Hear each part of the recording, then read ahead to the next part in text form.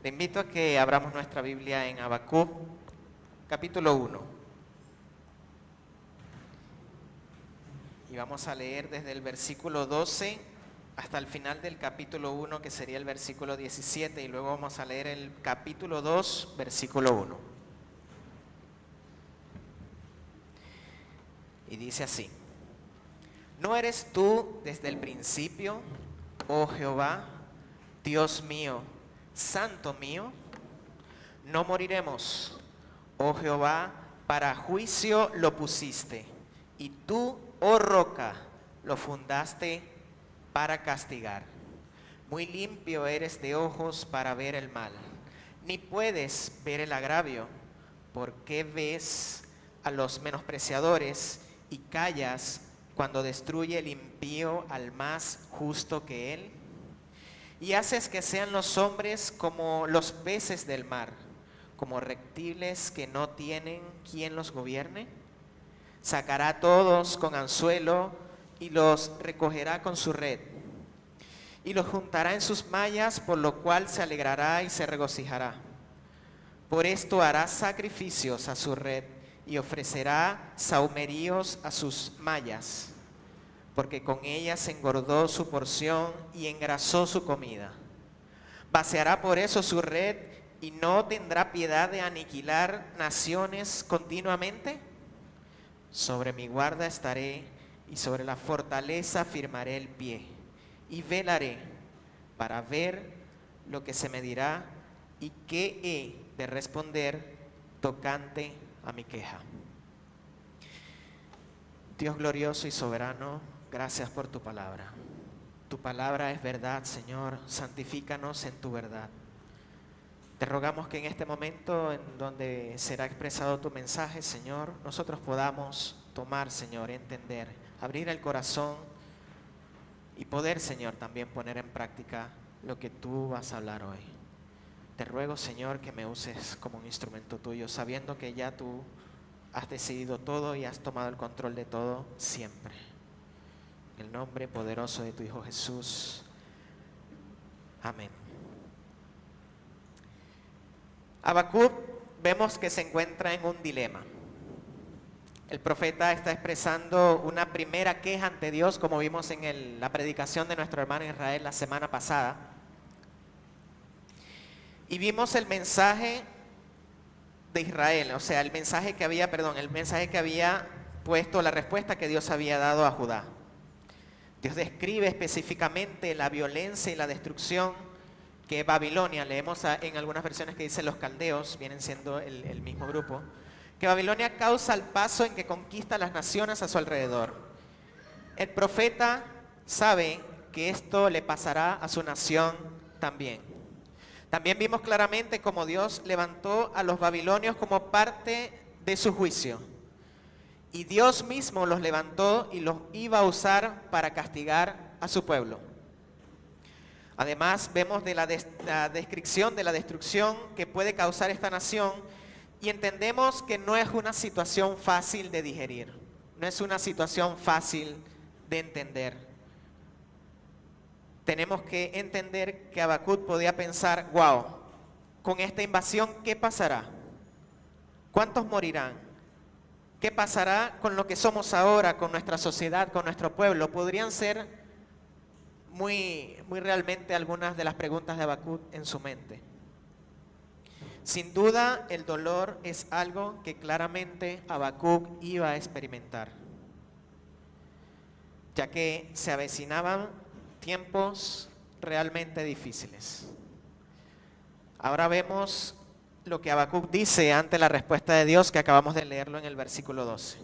Pero entendamos un poco más acerca del contexto. En los acontecimientos que sabemos que pasó a Israel antes de que se dividiera en dos reinos, sabemos que luego de esto, en el tiempo en que está hablando Habacuc, era el reino del norte y el reino del sur. Se llamaban Israel y Judá. Y Habacuc se encontraba en el reino del sur. Ahora, cuando los reyes piadosos, recordemos que en este tiempo habían reyes en cada una de las de los reinos. Habían reyes separados. No había un reino unificado donde había solamente un rey como Salomón, como Saúl, como David, sino que se habían dividido las dos naciones y tenían reyes cada uno. Cuando los reyes idólatras e impíos gobernaban, el pueblo sufría opresión y se desviaba de la presencia de Dios. Judá ya tenía un ejemplo de que sus hermanos del norte fueran llevados cautivos por los asirios como parte del juicio de Dios. Y si nosotros nos ponemos a pensar realmente, esto debía haber sido suficiente para que ellos vieran las consecuencias que llevaba desobedecer la ley de Dios. Pero no fue así. Para que nosotros entendamos qué hizo Judá para causar la ira de Dios, en el reinado del rey Manasés se permitía que se hicieran rituales paganos con niños. Y de hecho, el mismo rey sacrificó a su hijo en el fuego. Si un rey da este ejemplo, ¿qué va a pasar con los habitantes de la nación? Sin duda van a hacer lo mismo. Luego otro rey llamado Josías, que lo sucedió en el trono, trató de hacer algunas reformas para que el pueblo volviera de cara a Dios. Pero luego el hijo de este rey llamado Joacim, quien lo sucedió en el trono, se alejó nuevamente del Señor. Ahora vamos a ver nuevamente el versículo 12 y veámoslo un poco más detalladamente. Habacuc dice, ¿acaso, haciendo una pregunta, acaso no eres tú desde el principio, oh Señor, Dios mío y santo mío? No moriremos, oh Señor, para juicio pusiste a los babilonios. Tú, oh roca, los has establecido para castigar. Si recordamos la predicación pasada un poco de nuestro hermano Israel, esta respuesta era una respuesta realmente difícil. Dios le dice al profeta, te voy a mostrar algo que si te lo dijeran no lo creerías. Y Dios hace una descripción un poco abrumadora acerca de lo que iba a acontecer. Prácticamente le dice al profeta, prepárense porque la nación que viene a conquistarlos no va a tener piedad. La desesperación del profeta era algo que podemos entender, pero si no lo entendemos aún, pongamos un ejemplo en nuestros tiempos o pongamos un ejemplo ahora. ¿Qué pasaría si mañana en las noticias nos dijeran que una nación poderosa nos va a invadir y que todos nuestros aliados internacionales renunciaron a ayudarnos? Y que no tenemos escapatoria porque cerraron las fronteras para que no podamos salir. Capaz puede ser una situación difícil y nos podríamos poner a pensar en este momento, ¿qué pensaríamos en esa situación? ¿Cómo afrontaríamos esta situación que se nos da a entender o que se nos da noticia? Capaz es difícil para nosotros porque estamos muy alejados de la guerra, a pesar de que en Argentina hubo un conflicto bélico no hace muchos años. Pero capaz esta generación no lo conoce muy bien. Pero ¿qué pasa si te pongo este ejemplo? ¿Qué pasa si mañana, día lunes, tú vas a tu trabajo y tu jefe te dice estás despedido? Y yo me hice cargo de que nadie en la ciudad te vuelva a dar trabajo. Nos pondríamos la mano en la cabeza, ¿verdad? Diríamos, wow, ¿cómo voy a hacer con el alquiler, las cuentas por pagar? ¿Qué va a pasar? ¿Qué va a suceder? La situación no sería difícil de entender. Algo así podríamos dar como reflexión para entender lo que en este momento Habacuc estaba viendo ante sus ojos y que iba a suceder porque no había comenzado aún. ¿Qué pasa si yo te doy este ejemplo?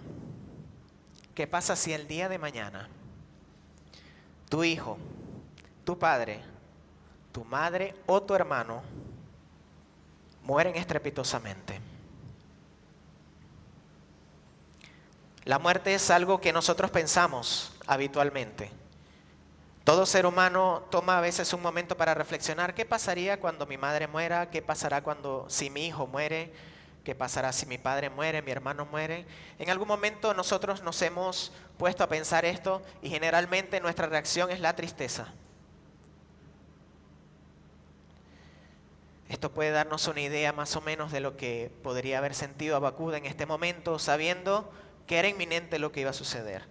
A pesar de la respuesta recibida por Dios, Habacuc expresa su confianza puesta en Dios. E inicia mostrando 3 atributos. Su eternidad cuando dice, ¿acaso no eres tú desde el principio?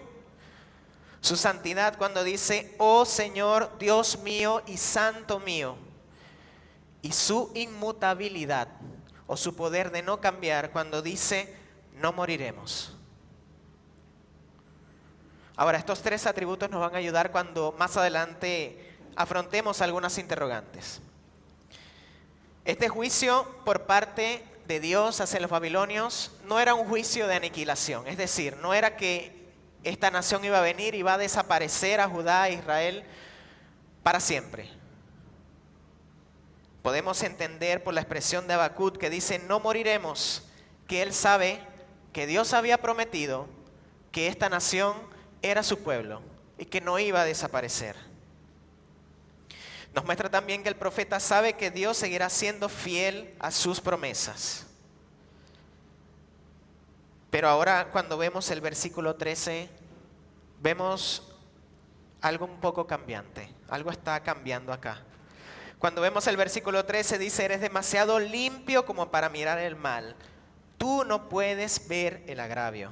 ¿Por qué pues contemplas a los traidores y callas cuando el impío destruye al más justo que él?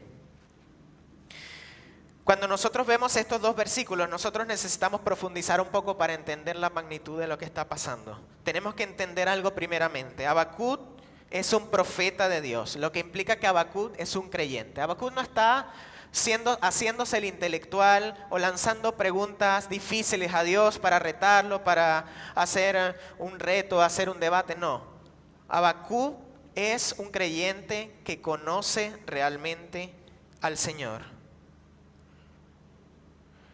Él entiende que el juicio va a venir sí o sí. Pero la oración de Habacuc muestra algunas objeciones que de seguro nosotros hemos hecho en algún tiempo o en algún momento de nuestra vida. Y son objeciones de esta magnitud. ¿Cómo puede un Dios santo y bueno tolerar el mal? Si Dios es bueno, ¿cómo puede existir entonces la maldad y la calamidad en el mundo? Si Dios es todopoderoso, ¿por qué entonces no acaba con el mal para siempre?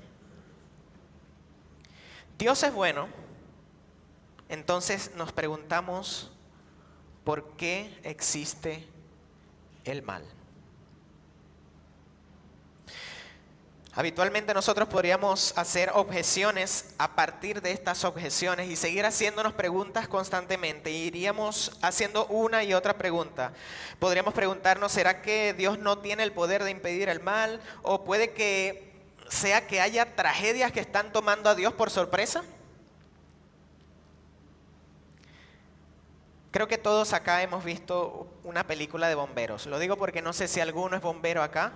Y me corrige si estoy equivocado en lo que voy a decir, pero generalmente en las películas de bomberos vemos que ellos están en la estación, capaz están, no sé, haciendo alguna cosa u otra, pero al momento de sonar la alarma, ¿qué sucede? Ellos rápido van, corren, toman su indumentaria, se montan en el camión y prenden la sirena y salen hacia donde está el acontecimiento por el cual a ellos los llamaron. Muy probablemente ellos saben en el camino, se dan cuenta en el camino qué es lo que está pasando, si es un incendio, si es otro tipo de problemas, pero generalmente los toma por sorpresa. De seguro deben hasta asustarse cuando suena la alarma muy fuerte y nosotros mismos nos asustamos cuando pasa el camión de bomberos con la alarma. Pero con Dios no es así. Dios no está en el cielo esperando que los acontecimientos pasen y de repente agarra uno y se le escapa otro y trata de agarrarlo y es cuando intenta se le sale este y va y toma otro. Se ve cómico y pareciera cómico, pero hay muchas personas que piensan que Dios no tiene el control y que el mal está allí, como que Dios está combatiendo contra el mal porque no puede vencerlo.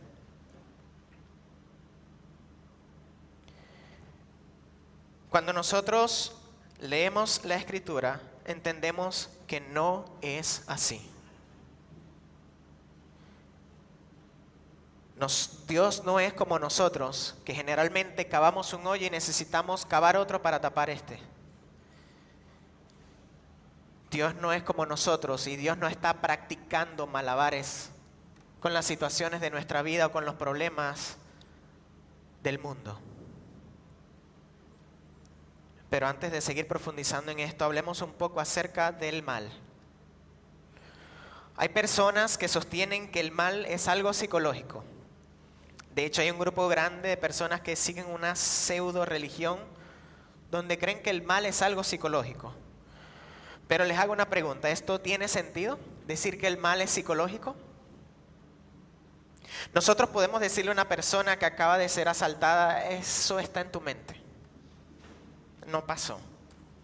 Pero me acaban de quitar mis pertenencias, está en tu mente. Parece ridículo. ¿Qué pasa ahora si le decimos a una persona que perdió a un familiar en el accidente, eso está en tu mente? De seguro nos enfrentaríamos a un problema. Entonces es absurdo pensar que el mal no está allí. Nosotros podemos verlo.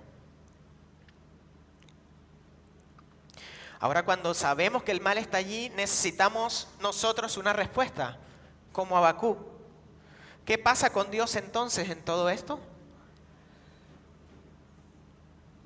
El mal y los atributos de Dios son algo que pudiéramos representar en una ecuación. Es decir, de un lado podríamos tener los atributos de Dios, y hay muchos atributos, pero solamente voy a usar los que está citando Habacuc en el texto. Él está hablando de la omnipotencia, la santidad y la inmutabilidad.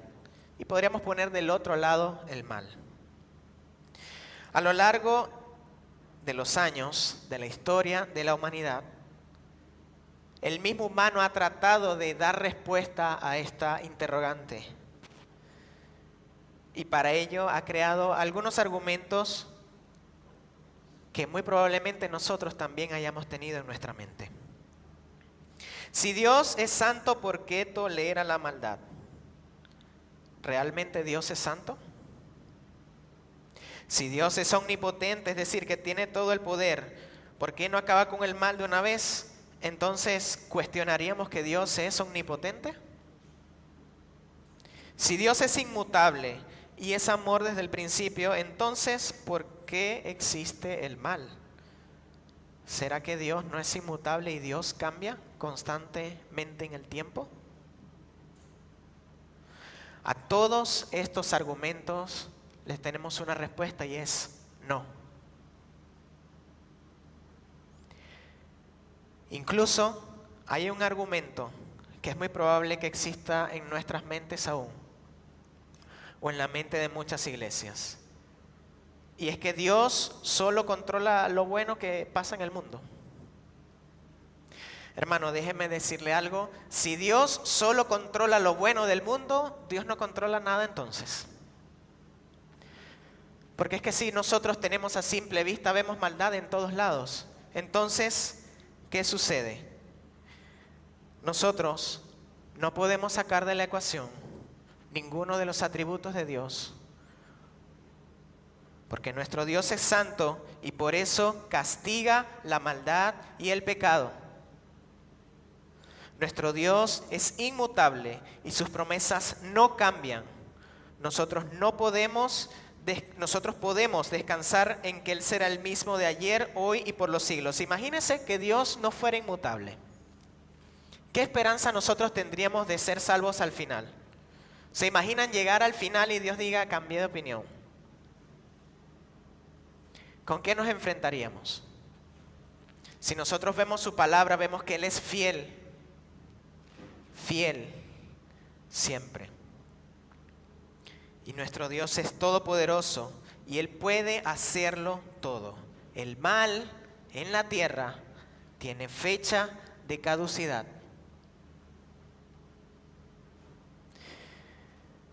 Pero lo que sucede muchas veces es que no vemos lo que está en el texto. A veces no vemos esto y no entendemos esto. Es que el mal existe y Dios sigue siendo soberano. Y Dios en su soberanía puede traer mal a nuestra vida. Si nosotros leemos el texto y vemos en el versículo 6, vemos que Dios le dice a Habacuc, yo he preparado un pueblo. para castigarlos.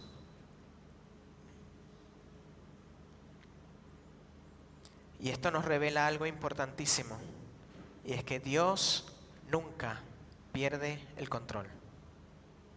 Si alguna vez hemos hecho esta oración diciendo Dios toma el control, es algo que no tendría sentido, porque Dios jamás pierde el control. Dios no necesita que le oremos para pedirle el control por la nación, por la vida de los hijos, por el rumbo de nuestra vida. Dios siempre está en control. Y lo que está sucediendo, Dios lo tiene controlado. Entonces, en el sufrimiento, debemos recordar que Dios está en control y que Él decidió que pasemos lo que está sucediendo. El mal y la calamidad solo sirven a nuestro gran Dios poderoso, quien tiene el poder sobre todas las cosas. Y algo particular que tiene el versículo 13 es que dice: ¿por qué pues contemplas a los traidores y callas cuando el impío destruye al más justo que él? Parecería hasta irónico. ¿Saben por qué? Porque hemos visto lo que hicieron los reyes en el tiempo de Habacuc y antes de Habacuc también. Los reyes sabían que tenían la ley de Dios. De hecho, uno de estos reyes encarceló a un profeta porque sabía que decía cosas que iban en contra de su deseo. Y así es muchas veces con nosotros. Nosotros sabemos y tenemos su palabra, tenemos su ley en nuestra conciencia, pero a veces hacemos lo que mejor nos parece. Y las consecuencias de nuestros actos son algo que nosotros vamos a sufrir. Porque Dios sigue siendo soberano, pero nosotros tenemos responsabilidad por nuestros actos. Y a veces nuestros actos pueden llegar a perjudicar a nuestros hermanos. ¿No le ha pasado que alguna vez en su vida una mentira ha escalado tanto que luego termina con una gran vergüenza? O que las acciones que tomamos pensando que vamos a tener provecho sobre otras personas para nuestro bien, al final terminan en una gran tragedia. Pero hay veces en donde nosotros tratamos de seguir la ley de Dios. Y sí, cometemos errores. Pero hay veces que vienen tragedias que Dios ha decidido poner y que nosotros no le encontramos explicación. Hay veces cuando nos encontramos con la pregunta: Dios, ¿por qué a mí? ¿Por qué está sucediendo esto?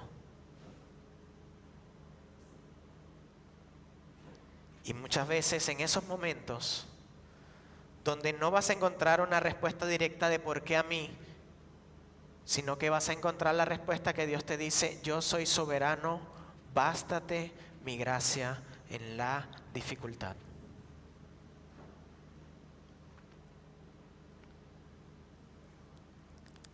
El sufrimiento es algo inevitable en la vida del creyente. Pero muchas veces, ¿cómo reaccionamos? Demuestra que el sufrimiento mismo revela nuestro conocimiento de Dios. Y este es nuestro segundo punto. Cuando nosotros observamos los versículos del 14 al 17, se los leo, dice así: permites que los hombres sean como peces del mar, como reptiles que no tienen quien los gobierne.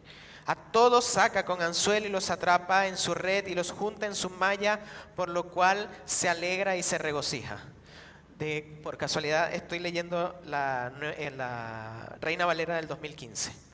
El 16 dice: por eso rinde sacrificios a su red y ofrece incienso a su malla, porque gracias a ella incrementa su porción y hace suculenta su comida. Por eso sigue vaciando su red, para volver a matar continuamente y sin piedad a las naciones.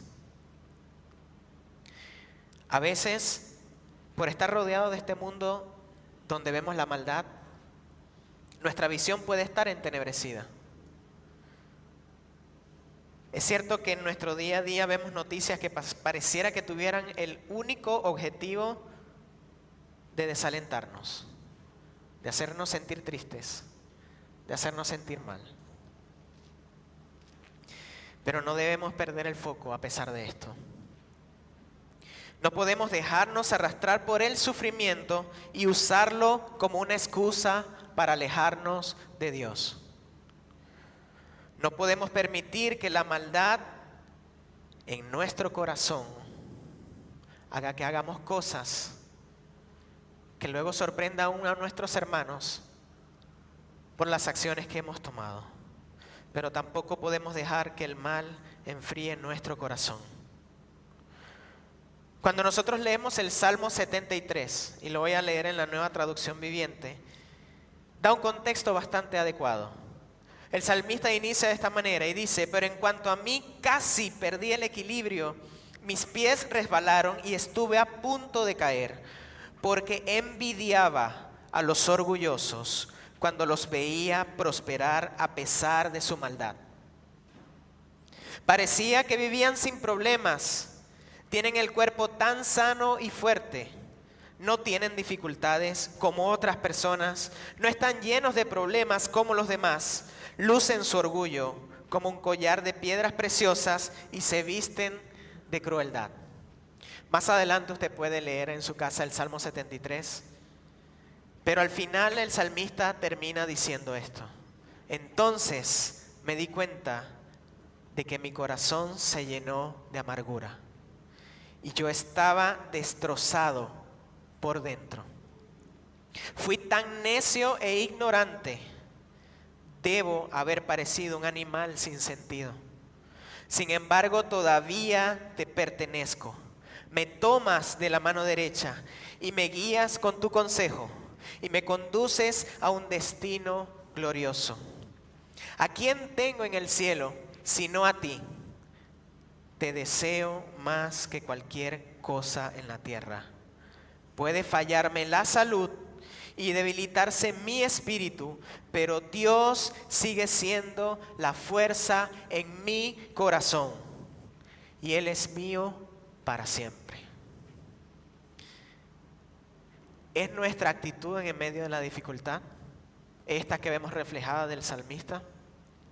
Muy probablemente todos hemos visto o tenido la actitud del principio, donde por ponerle una cara a la dificultad y el sufrimiento podemos llamarlos homicidas, violadores, corruptos, donde vemos que estas personas prosperan, estas personas siguen bien y decimos: Dios mío, ¿cuándo ha de llegar el juicio? Pero lo que pasa a veces cuando hacemos esto es que nuestros ojos no están puestos en el lugar correcto. A veces nuestros ojos se enfocan en ellos y debemos nosotros actuar como el salmista, sabiendo que Dios a su debido tiempo hará justicia cuando Él quiera. Porque es un gran problema también el que nosotros queremos que Dios se adapte a nuestra agenda. Nosotros queremos que Dios haga justicia en el tiempo en que nosotros queremos. Y muchas veces que haga justicia a las personas que vemos, pero no vemos hacia adentro. Cuando nosotros deberíamos también pagar con el mismo furor y fuerza con que deseamos que las personas paguen.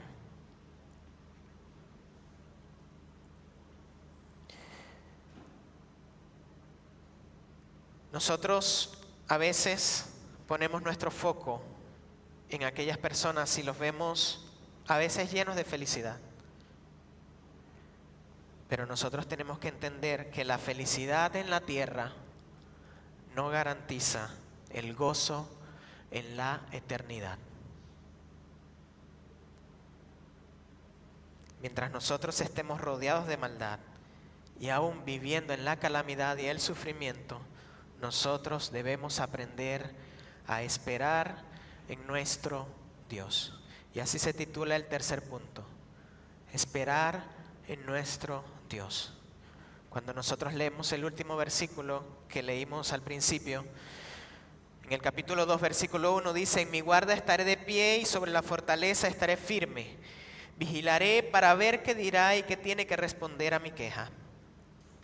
Habacuc está usando una expresión que otros profetas también usaron, como por ejemplo Ezequiel, que es estar vigilante.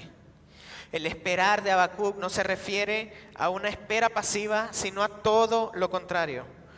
La semejanza que nosotros podemos darle a esta expresión es la que tenía, en este caso, una persona, un vigilante de una ciudad antigua. Esta persona estaba encargada de velar de que los enemigos, ver si los enemigos se podían disipar en el horizonte y alertar a las fuerzas militares de la ciudad para que se preparara para la batalla. Pero ¿qué pasaba si el vigilante se quedaba dormido? O si se distraía. Podía suceder que toda la ciudad fuera aniquilada porque no tuvieran tiempo para prepararse.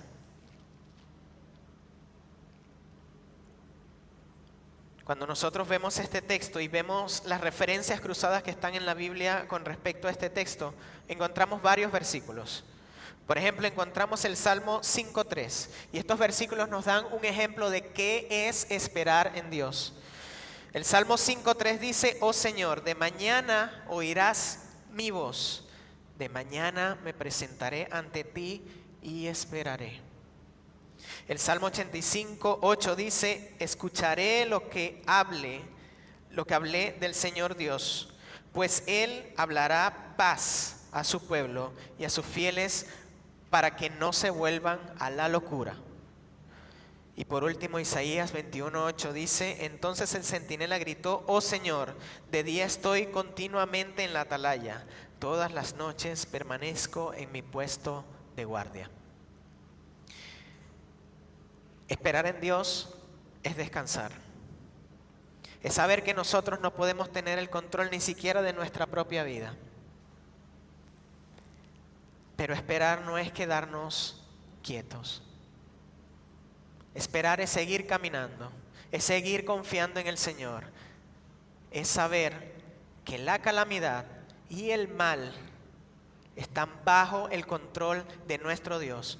Podría parecer absurdo las cosas que suceden en nuestro mundo, o aún absurdo las cosas que nos pasan, pero no podemos olvidar nunca que nuestro Dios nunca deja de tener el control. Nosotros debemos seguir caminando continuamente hacia adelante, aun si la situación ya pasó y estamos sufriendo las secuelas.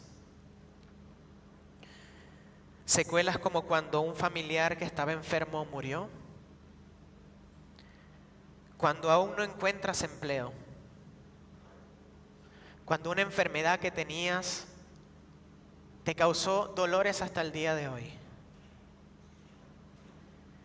o aún cuando dejas a tus familiares para emigrar a otro país.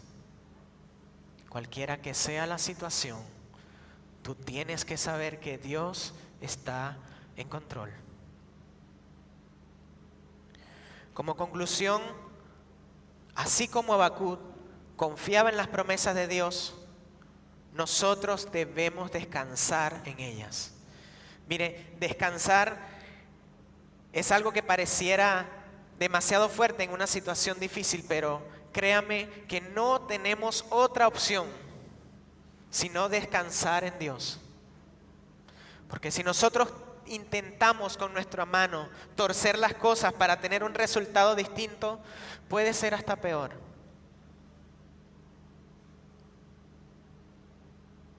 Cuando vemos el versículo 12 que dice: oh roca, entendemos que está haciendo alusión a nuestro Dios como Él es la roca y el fundamento sólido de donde nosotros podemos aferrarnos en la tormenta. Entender que el mal y la aflicción son usados por nuestro Dios puede ser complicado. Pero descansar en Él nos da algo que va más allá de nuestro entendimiento. Y es que estas son las características que Dios da sobre su paz. Porque su palabra dice que su paz sobrepasa todo entendimiento.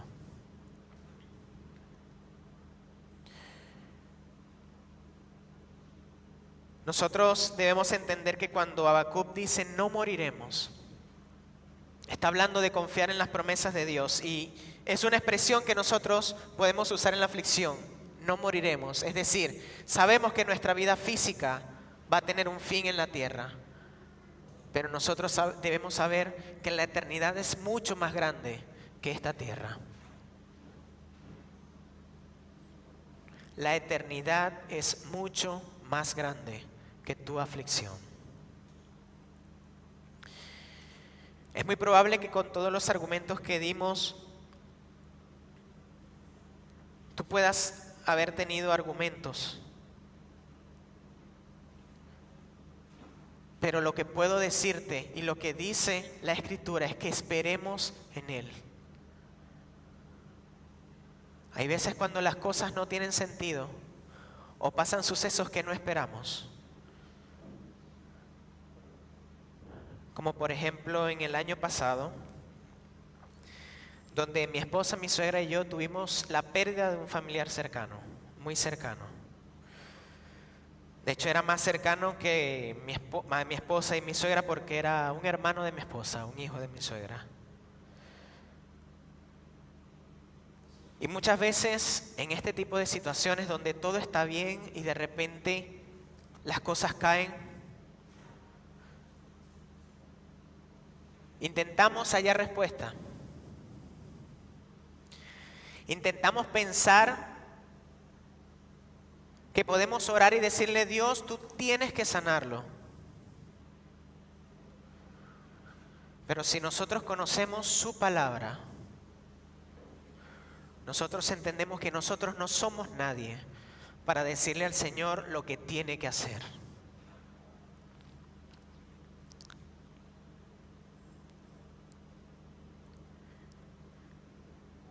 Hay veces que nosotros quisiéramos torcer la situación, pero cuando las cosas pasan y nos damos cuenta que Dios siempre tuvo el control, lo que podemos decir es: Dios, ayúdame a amarte a pesar de la aflicción. Ayúdame a amarte a pesar de la pérdida. Ayúdame a seguirte a pesar de la dificultad. Si nosotros aún tenemos el pensamiento de que las cosas malas le pasan a la gente buena, yo quiero decirte que tienes razón. Pero esto sucedió solamente una vez en la historia de la humanidad.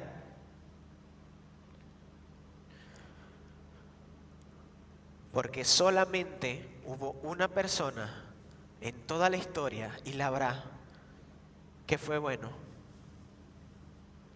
que no cometió pecado, que cumplió la ley de Dios completamente, cosa que tú y yo no podemos hacer.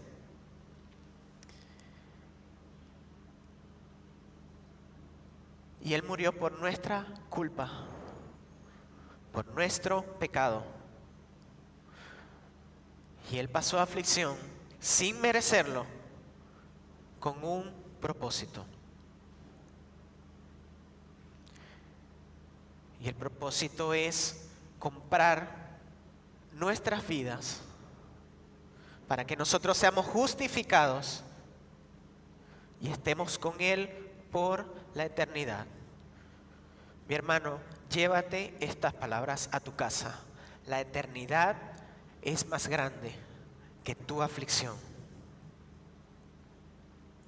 Y quiero que sepas que sea cual sea tu aflicción, puede ser parecida a la que conté, cualquiera que sea, Dios la conoce. Y a los que aman a Dios, todas, hermano, dice todas las cosas le ayudan a bien. Si hoy en día tú no eres un seguidor de Cristo, hoy es el momento para que puedas ser un seguidor de Cristo. Pero yo te advierto que no es como te pueden decir habitualmente, que tus problemas van a acabar cuando seas seguidor de Cristo. Puede ser hasta aún más fuerte, puedes tener aún muchos más problemas. Pero tú sigues a Cristo no porque Él te dé una mejor vida. Tú no sigues a Cristo porque Él va a darte prosperidad o Él va a darte una mejor vida en la tierra. Tú sigues a Cristo porque sabes que tú eres culpable y merecedor de una condenación eterna.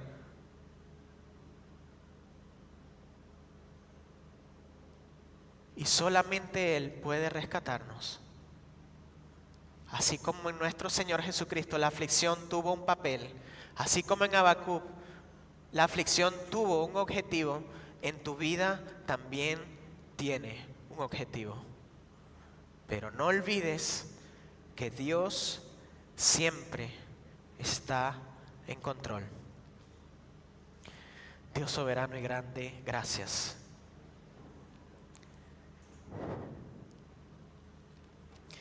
Gracias, Señor, porque